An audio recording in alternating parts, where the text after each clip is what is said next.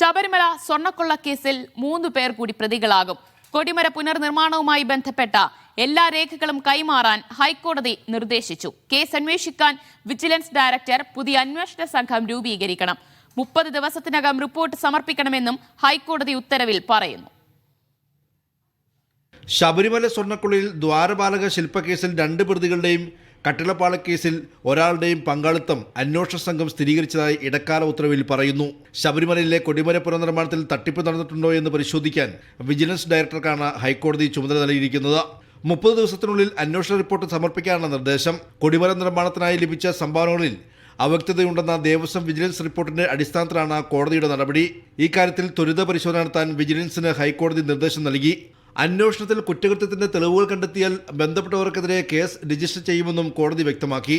എന്നാൽ കൊടിമര നിർമ്മാണം പൂർണ്ണമായും അന്നത്തെ ഹൈക്കോടതിയുടെ മേൽനോട്ടത്തിലാണ് നടന്നതെന്ന് 2017 ദേവസ്വം ബോർഡ് അംഗമായിരുന്ന അജയ് തറയിൽ പറഞ്ഞു. ഫിനിക്സ് ഗ്രൂപ്പിൽ നിന്നും 3,20,00,000 രൂപ വാങ്ങിയത് ഉപയോഗിച്ചുകൊണ്ട് ഹൈക്കോടതി അഡ്വക്കേറ്റ് കമ്മീഷൻ നേരിട്ട് വാങ്ങി ഈ സ്വർണം ഉപയോഗിച്ചാണ് കൊടിമരം പണിതിട്ടുള്ളത്. കൊടിമരം പണിയാൻ ഒരാളുടെയും സ്വർണം 1/2 ഗ്രാം സ്വർണം പോലും വാങ്ങിയിട്ടില്ല, ആരും സംഭാവന ചെയ്തിട്ടില്ല. പ്രയാർ ഗോപാലകൃഷ്ണൻ ദേവസ്വം ബോർഡ് പ്രസിഡന്റായിരുന്ന കാലത്ത് നടന്ന കൊടിമര നിർമ്മാണത്തിലാണ് കോടതി പ്രത്യേക അന്വേഷണം ആവശ്യപ്പെട്ടിരിക്കുന്നത്. SIT സമർപ്പിച്ച ഇടക്കാല റിപ്പോർട്ട് അടിസ്ഥാനപ്പെടുത്തിയാണ് സ്വർണ്ണപ്പാളികളുടെ കാലപ്പഴക്കം നിർണ്ണയിക്കുന്നതായി സാമ്പിളുകൾ ബാബ അറ്റോമിക് റിസർച്ച് സെന്ററിലേക്ക് അയക്കാൻ ഹൈക്കോടതി അനുമതി നൽകിയത്.